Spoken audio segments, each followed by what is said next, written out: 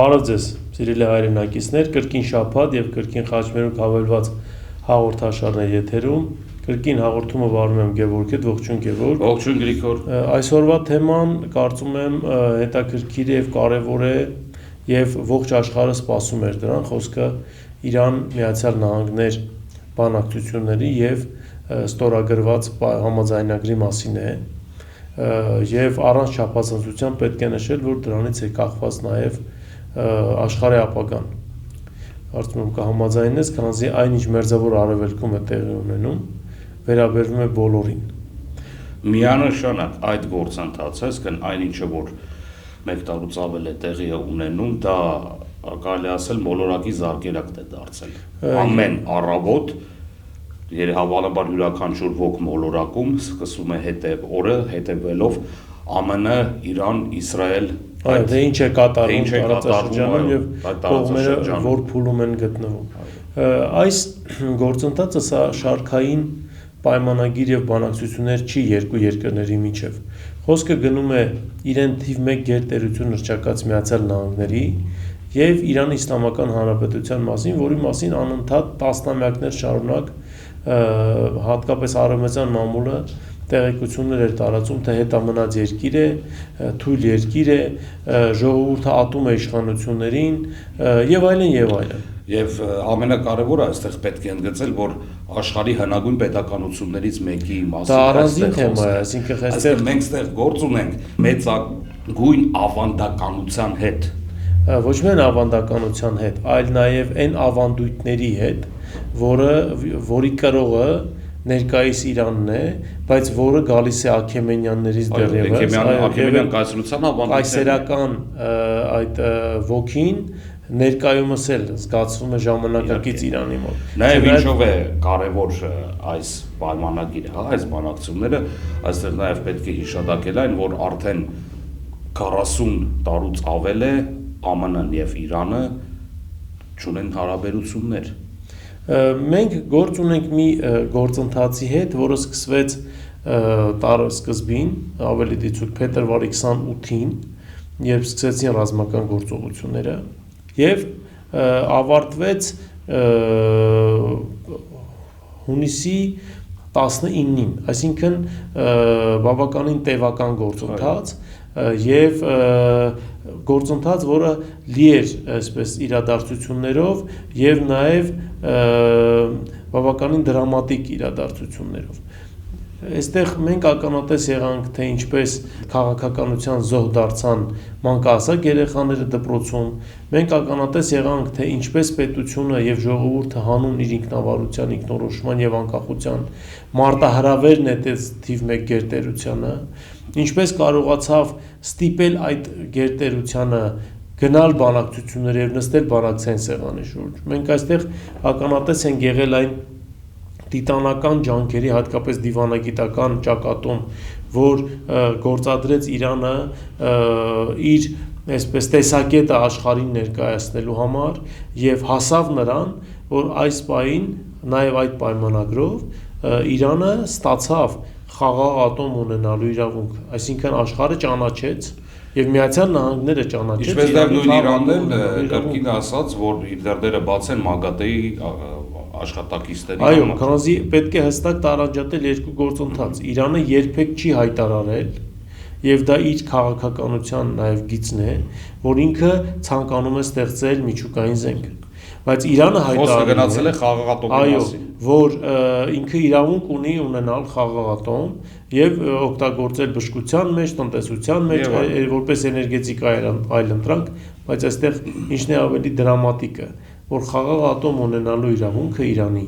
Միացյալ Նահանգներն է դեռևս ճանաչել Էյզենհաուերի ժամանակ, այսինքն Էյզենհաուերի քաղաքականությունն է, այո, շահական Իրանի մասին է խոսքը։ Այո։ Այսինքն Իրանը կարողացավ հիմնավորել եւ ապացուցել, որ Միացյալ Նահանգների խնդիրը ոչ թե այն էր, որ Իրանը չունենար խաղաղատոմ, այլ այն էր, որ Իրանի Իսլամական Հանրապետությունը չունենար խաղաղատոմ, դա տարբեր բաներ են։ Եվ այստեղ մենք գործ ունենք կրկնակի ստանդարտների հետ։ Հիմա առաջանում է հարց. այս ընթացքում մենք նաև տեսանք, որ Միացյալ Նահանգներից հնչեցին կարծիքներ, որ Սաուդյան Արաբիան պետք է ունենա խաղաղատոմի ծրագիր եւ ունի այդ իրավունքը։ Հիմա այստեղ տրամաբանական հարց է առաջանում, երկուսն էլ թեոկրատական վարչակարգեր են, երկու տեղն էլ մարդու իրավունքների, հատկապես կանանց իրավունքների հետ կապված կան հարցեր։ Չխորանանք որտեղ ինչքան եւ այլն, բայց կան հարցերը ակնհայտ են։ Ինչպես հին հույներն էին նշում, մենք էլ չենք խոսում այն հարցերի մասին, որ կանայք մեքենա վարելու իրավունք չունեն եւ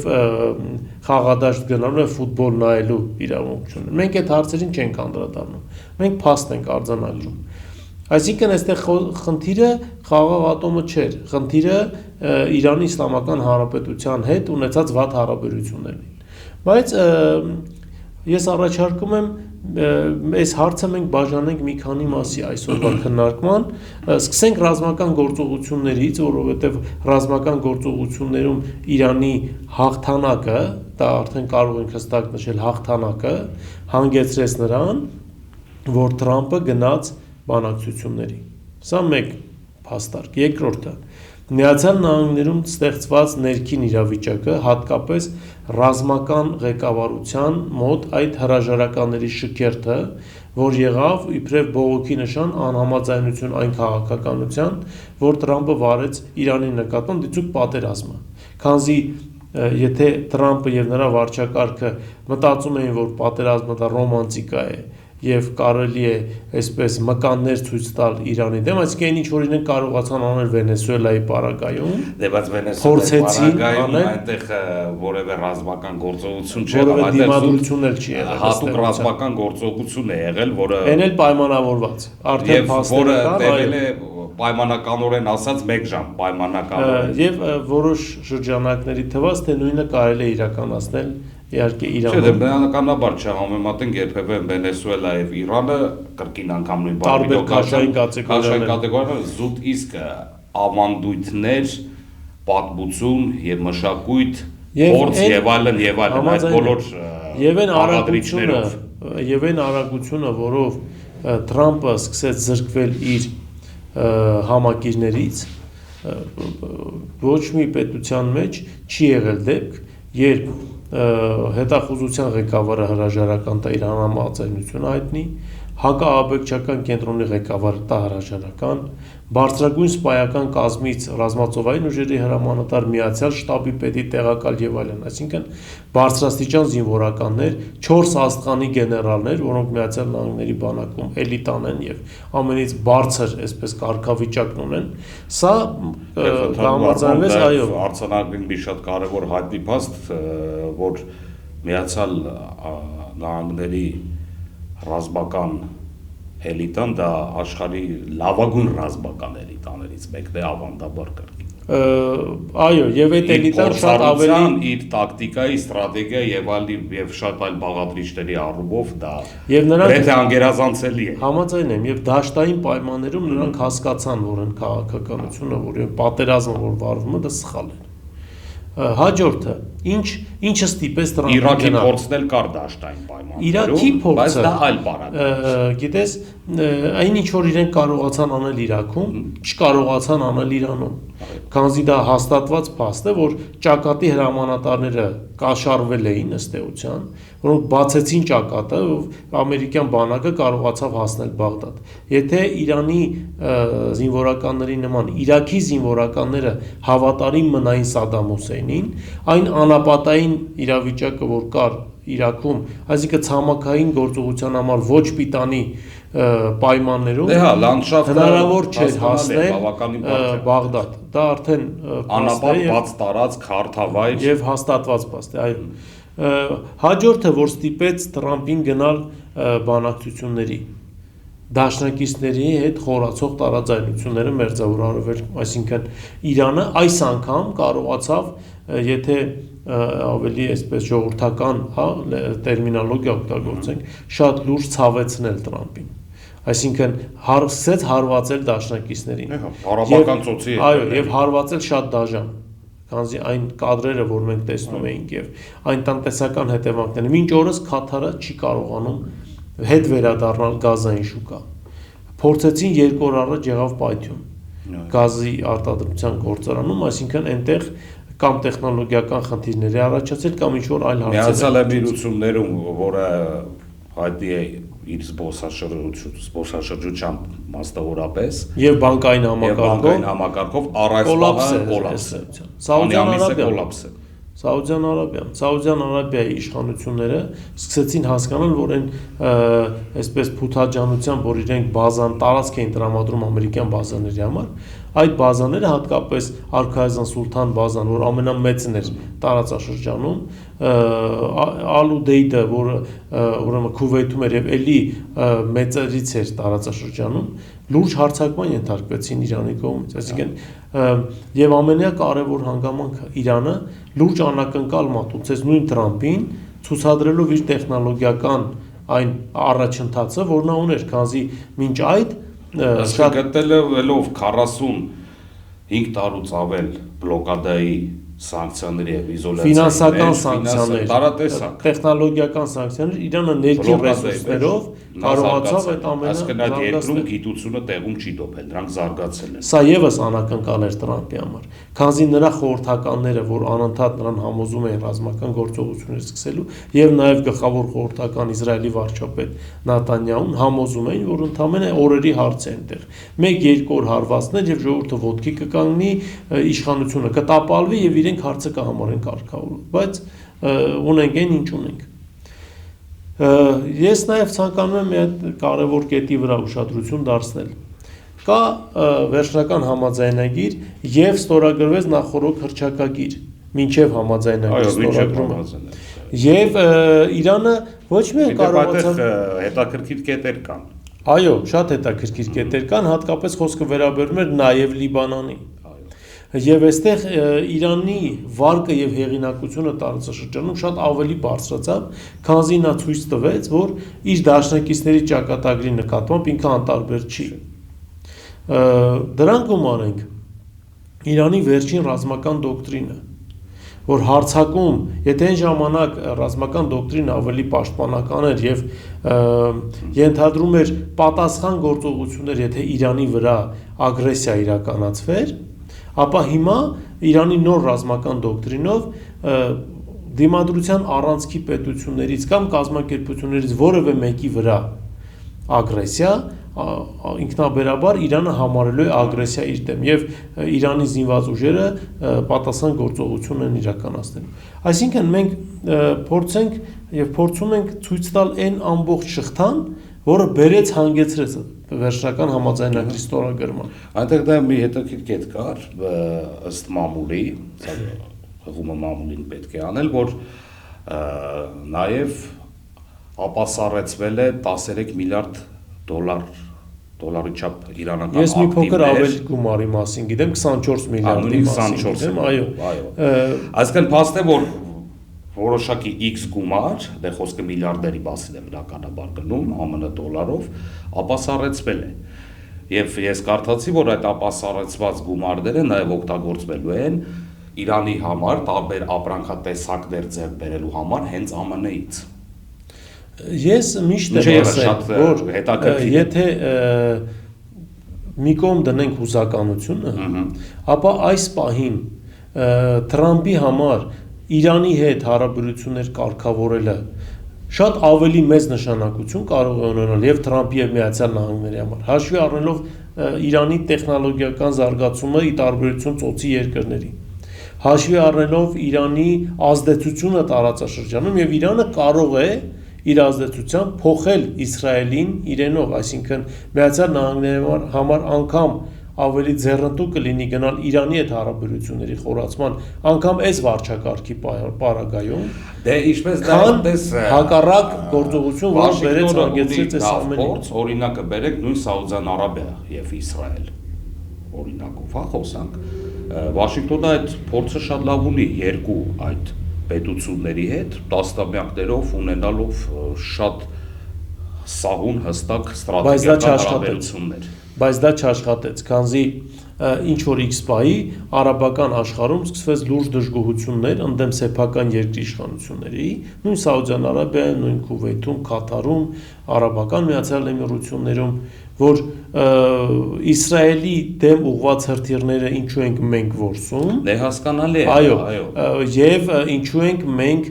հակադրվում Իրանին, եթե Իրանը պաշտպանում է Գազայի ժողովրդի ազատ պետություն եւ անկախ պետություն ունենալու իրավունքը։ Այսինքն Իրանը կարողացավ խաղալ արաբական աշխարհի ներսես հուզականության նաեւ վրա, ինքը առաջ եկավ որպես պետություն, որ պաշտպանում է Գազայի ժողովրդին, չլինելով արաբ։ Եվ այստեղ արաբականության հետ կապված սկսեց ինքը օրակարգ ձևավորել, որը աշխատեց։ Եվ այստեղ կարևոր է Իսրայելի հանգամանքը։ Իրանը կարողացավ լուրջ հակասություններ մտցնել Միացյալ Նահանգներ Իսրայել հարաբերություններում եւ հասնել նրան, որ Նատանյահու-Տրամփ հարաբերությունները այսօր բավականին լարված են, կապված նույնիսկ հռչակագրի հետ։ Իսրայելը կարծում եմ կամաձայնվեց, շատ լավ հասկանում է, որ այդպես համաձայնագիրը երկարատև կյանք ունեցավ, ինքը Միացյալ Նահանգների համար կորցնելու է իր նշանակությունը։ Իսկ որ պահին Իսրայելի Միացյալ Նահանգների հարաբերությունները լարվեցին, եւ այսպես պատկերավոր ասած Միացյալ Նահանգները ձեռքը վերցրեց Իսրայելի վրայից, Իսրայելը դառնալու է տարածաշրջանում մեծ հաշվով իրենից ոչինչ չներկայացնող երկիր։ Բայց չմոռանանք ամեն դեպքում Իսրայելը ավելի քան ինքնաբավ է։ Դա այդ կարծիքն էր, որ տարածված էր տասնամյակներ շարունակ, բայց պարզվեց, որ Իսրայելը ինքնաբավ չէ։ Իսրայելը ոչ զենք է կարողանում արտադրել սեփական ինքնաբավությունն ապահովելու համար։ Իսրայելի այդքան հռչակած, գոված, երկաթե գունդ հոբ համակարգը ինքը ըստ էության ամերիկյան ԹԱԱԴ հակաօդային պաշտպանության համակարգի ինչ որ մի բաղադրիչի կրկնօրինակն է, որի տեխնոլոգիաները տրվել են Միացյալ Նահանգների կողմից։ Իսրայելը այսօր ունի միջուկային զենք, որը ինքը չի ստեղծել, իրեն նվիրել են եւ նվիրել է Ֆրանսիան, ըստ էության, Միացյալ Նահանգների ցանկությամբ իհարկե։ Իսրայելը այսօր արտադրում է տանկեր, Մերկավա տանկերի մասին է գնում խոսքը, որը էլի ամբողջ աշխարհում գովազդեցին, որ դա տեխնոլոգիական առաջընթաց, բում եւ այլն, Հեզբոլան դրոններով ուղակի մեկը մյուսի հետևից շարքից հանում է այդ Մերկավա տանկերը Լիբանանի հարավում։ Այսինքն Իսրայելի շատ ավելի մեծ ներկայացրած ներուժը ըստ էության փուչիկ էր, որը պայթեց այս Իրան-Իսրայել, Իրան-Միացյալ Նահանգներ պատերազմի ժամանակ։ Եվ Նատանյահուն դա շատ լավ գիտի։ Ավելին, դե քո ասածները բնականաբար շատ լավ հաշվարկվել են նաև Վաշինգտոնում։ Այո, ավելին ասեմ, վերջին մի քանի օր առաջ, երբ որ Իրանը կրկին բալիստիկ հրթիռներ ուղարկեց Իսրայելի ուղղությամբ, ըստ, ինչպես ասում են, օդում կախված լուրերի եւ ըստ իրանական մամուլի, Քուվեյթի միջոցով 3 միլիարդ կանխիկ դոլար է փոխանցվել Իրանին, որպեսզի վերջինս չհարվածի Իսրայելին, եւ դա արվել է Միացյալ Նահանգների իմացությամբ։ Սա եւս շատ լուրջ գործոն է, որը կարծում եմ եւ Միացյալ Նահանգներում գիտեն, եւ գիտեն Իրանում, եւ գիտեն տարածաշրջանում։ Այսինքն մոտավորապես այնպես ինչպես իտալացիները վճարում էին Թալիբանին Աֆղանստանում, որ իրենց վրա չկրակի։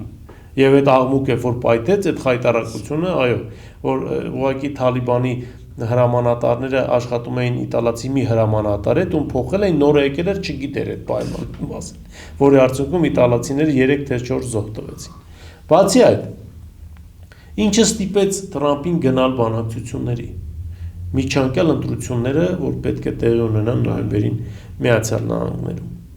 Ավելին, 3 սենատը, 3 թե 3 չի առաջորդը սենատը ընդունել է որոշում, որով արգելում է Միացյալ Նահանգների ղեկավարին հետ այսօր Իրանի դեմ ռազմական գործողություններ սկսել կամ վարել առանց կոնգրեսի հավանության։ Սա եւս նմանը չունեցող ձևակերպում է, որ երբեք որևէ անգամ Բուշ կրտսերի հետ կապված, անգամ Կլինտոնի, Օբամայի ականատես չեն եղել։ Նման որոշում չի եղել։ Այսինքն սա եւս գործիքակազմ է, որը կսահմանափակի Տրամփի հնարավորությունները, բայց նաեւ գործիքակազմ, որ ստիպեց Տրամփին գնալ զիջումների։ Քանզի եթե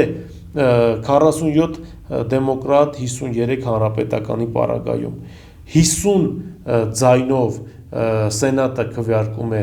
այս ամենի օգտին, նշանակում է եղել են հանրապետականներ, ովքեր եւս միացել են դեմոկրատների օրինագծին։ Եվ Տրամփը շատ լավ հասկանում է, որ կլինեն անպայման հանրապետականներ, ովքեր կմասնակցեն, նաև ապագայում կարող են մասնակցել իր դեմ իմպիչմենտի գործընթացին։ Քանզի այն մարդիկ, այո, չմոռանանք, թե որքան հստակ են բոլոր այդ մեխանիզմները աշխատում։ Միացյալ Նահանգները այդ առումով, այո, այնտեղ օրինակելի է, հստակ է։ Եթե աշխատում է, չի աշխատում, չի աշխատում։ Իսկ կոնգրեսի համար բավականին ծանրակշիռ փաստեր, օրինակ նույն հանրապետական հետախուզության ղեկավարի հրաժարականը, նույն հանրապետական հակաահաբեկչական կոմիտեի ղեկավարի հրաժարականը, նույն այն բարձրաստիճան զինվորականների հրաժարականները, որոնք անկասկած ապագայում հրավիրվելու են կոնգրես, որովհետև ես վստահ եմ, որ այս պատերազմը Իրանի դեմ հետո դառնալու է նաև կոնգրեսում քննության առարկա։ Քանզի այն կորուստները, օրինակ Տրամպին մեղադրում են Միացյալ Նահանգներում, ասում են մենք տասնամյակներ շարունակ միլիարդավոր եւ միլիարդավոր դոլարներ ենք ծախսել ավիաբազաներ եւ առասարակ բազաներ ունենալու համար Մերձավոր Արևելքում, որը 2 շաբաթվա ընթացքում ըստ էության հողին հավասարեցվեց։ Եվ այն քաղաքականությունը, որ վարում էր Միացյալ Նահանգները տարածաշրջանում, կարող ենք նաեւ հստակ նշել, որ ֆիասկո ապրեց, քանզի չաշխատեց։ Միշտ էլ Միացյալ Նահանգների առավելությունը եղել է այն, որ նա միգուցե սպառնացել է պատերազմով, պատժամիջոցներով, բայց ուղիղ կերպով չի մտել։ Վիետնամից հետո սա առաջին անգամ էր, երբ Իրանի դեմ այսպես լայնածավալ պատերազմ սկսեց, որը տևեց ոչ 1 շաբաթ, ոչ 2 շաբաթ, ոչ 3 շաբաթ, ամիսներ։ Սա ցուցիչ է։ Դե նույն Ամերիկայի Միացյալ Նահանգները շատ լավ գիտակցելով տարատեսակ ռիսկեր, հնարավոր օգուտները եւ այլն, ի վերջո նստեցի բանակցությունների սեղանի շուրջ։ Բնական է, որ Թրամփը պետք է իր օգուտն ունենար, անձնական օգուտը, նաեւ որ նստեր բանակցություն։ Առաջին իհարկե որպես խաղաղասեր ներկայանալ եւ խաղաղություն հաստատել տարածաշրջանում, չնայած թե ով սկսեց այդ պատերազմը, սա եւս հասկանալի է, սակայն եթե այս փաստաթուղթը հիմք հանդիսանա ի վերջո այդ երկու ավելին կան լուրջ պետությունների միջև վերջնական խաղաղության հաստատման համար, մեծ հաշվով այո, նույն Տրամպը արժանի է մեծ գովասանքի։ Ես համաձայն եմ։ Դու այդտեղ շատ կարևոր բառ ասեցիր, եթե, քանզի Իսրայելը պարբերաբար հայտարարում է, որ ինքը մտադիր չէ հետևել այդ համաձայնագրին եւ շարունակելու է հարավային Լիբանանը ռմբակոծել։ Այսինքն պայմանագրին վերաբերող եւս կետ կա։ Իհարկե, եւ դա պարտադիր կետ է, որ եթե այդ կետերը չի կատարվում եւ այդ կետը չի կատարվում, ապա Իրանը դուրս է գալիս խաղաղության այս բան օրակարգից եւ առասարակ պայմանագրից։ ԱՄՆ-ն եւս պետք է հետաբուտ լինի այդ կետի առաջնային կետը կարելի է նույնիսկ դա համարել։ Ես կարծում եմ Տրամպի համար մոտ ապագայում խնդիր է լինելու Իսրայելում որոշակի առումով իշխանափոխություն իրականացնել եւ ազատվել Նեթանյահուից, քանզի Նեթանյահուն արդեն Տրամպի համար դարձել է վտանգավոր։ Դե չմոռանանք, որ Իսրայելը, ինչպես նաև դա էլ պետք է նշել, որ այդ տարածաշրջանում ռեալ միակ ժողովրդավար պետությունն է, որը իր հիմնադրումից ստեղծումից ի վեր միշտ անցկացրել է ժողովրդավար ընտրություններ, ականատես ենք ողջ իր այս պատմության ընթացքում, թե քան իշխանություն է փոխվել եւ մեծ հաշվով նույնիսկ չեմ կարող մտաբերել մի դեպք, որ որևէ կուսակցություն ունենա զգալի մեծամասնություն իսրայելական։ Ես համաձայն եմ, տեսական առումով այո, այդպես է, բայց գործնականում, գիտես, եթե ժողովրդավար պետության ղեկավարը պարծենում է, որ ինքը 55,000 երեխա է սպանել եւ հետ այսուևս շարունակելու է սպանել, անձի մասին չէ խոսքը, դա ժողովրդավար պետության մասին չի խոսում։ Ես հավակարդում եմ։ Այսինքն եթե լիներ ժողովրդավար, իրական ժողովրդավար, որտեղ կհամաձայնվեց աշխարհում չկա բացարձակ ժողովրդավար երկիր։ Ապա հիմա Նեթանյահուի նկատմամբ առնվազն քրեական գործերի թիվը կրկնապատկվել էր։ Իսկ Նեթանյահուն Իսրայելի պատմության մեջ այն վարչապետն է եւ այն քաղաքական գործիչը, ում հանդեպ ամենից շատ քրեական գործեր են հարուցվել երբևէ Իսրայելի պատմության մեջ եւ ում հետ կապված անընդհատ դատախազությունը խնդիրներ է ունեցել եւ հարցեր է ունեցել, որոնց մի մասին դեռ պատասխան տված չէ։ Ես կարծում եմ, որ այս պայմանագրի ստորագրումից հետո նույն իմպիչմենտի գործընթաց կսկսվի նաև Իսրայելում եւ անկասկած սա հասցնելու է վերջնական ավարտի եւ բերելու իր արդյունքը։ Այո, խաղաղությունը պետք է տարածաշրջանին, խաղաղությունը պետք է նաև մեզ։ Մինչև 79 թվականը ասկան իսլամական հեղափոխությունը, նույն Իրանը եւ Իսրայելը եւս ունեն շատ լավ հարաբերություն։ Համաձայն եմ, եւ հիմա ոչ շատ վաղ անցյալ խաղաղության գործընթացը մի իրավիճակ է, որի պահպանման համար բոլորը պիտի ջանք գործադրեն։ Միանշանակ Այդ թվում նաև Իսրայելը, եթե ցանկանում են, եթե իհարկե ցանկանում են, որ տարածաշրջանում լինի տևական խաղաղություն։ Սա մեզ համար էլ է կարևոր, հանգիստ Իրանը մեր անվտանգության երաշխիքն է, միանշանակ հանգիստ Իրանը, սա համամոլորակային է, ինչպես դա սա նախադեպ է։ Սա նախադեպ է, որ հետայսու գերտերություններն անգամ փորձեն հարցերը կարգավորել բանակցային սեղանի շուրջ, մի անգամ էլ եմ ասել, հիմա էլ կկրկնեմ, քանզի գերտերությունները պատասխանատվություն ունեն երկրագնդի անվտանգության Միանշանակ։ Եվ այս հարցում կարծում եմ բոլորն են համաձայն։ Մեր ժամանակը շատ արագ սպառվում է ցավոք սրտի, իհարկե բավականին էլի ասելիք ունեինք, բայց այս պայն արձանագրենք հետևյալը. տարածաշրջանում Մերձավոր Արևելքում գոնե փխրուն, բայց խաղաղություն է հաստատվել։ Եվ հույս ունենանք, որ այս խաղաղությունը կլինի երկարատև եւ ինչպես արդեն նշեցի, կողմերից յուրաքանչյուրը իր ջանքը կգործադրի խաղաղությունը ամրապնդելու եւ երկար պահելու համար։ Այո, եւ որ այդ հնամենի դարերից եկած պարսկական իմաստությունը, ամերիկյան այդ ուժեղ պրագմատիզմը եւ ինչպես ես սիրում եմ ասել ավանդականությունը, Իսրայելի կրկին իմաստությունը, գիտական այդ իրենց միտքը, մտածելակերպը, այս ամբողջը կդառնա մի սիմբիոզ եւ կլինի վերջո խաղաղություն։ Դա Աստված, որ այդպես լինի, որովհետեւ դա բոլորիս է պետք։ Այս թեման էր, որին այսօր Գևորգի հետ ցանկացանք անդրադառնալ, սիրելի հայրենակիցներ, թեման շատ կարևոր է եւ կրկնվեմ, որ կայուն Իրանը նշանակում է կայուն Սյունիք եւ կայուն Հարավային Կովկաս։ Այս թեմաներ դուք շարունակեք բաժանորդագրվել մեր YouTube-յան ալիքին, ինչպես նաեւ շնորհակալ ենք այն նվիրատվությունների համար, որ արվում է ձեր կողմից մեր ալիքի աշխատանք նախապան ապահովելու նպատակով։ Այսօր այսքանն է, շնորհակալություն, կհանդիպենք հաջորդ շաբաթ։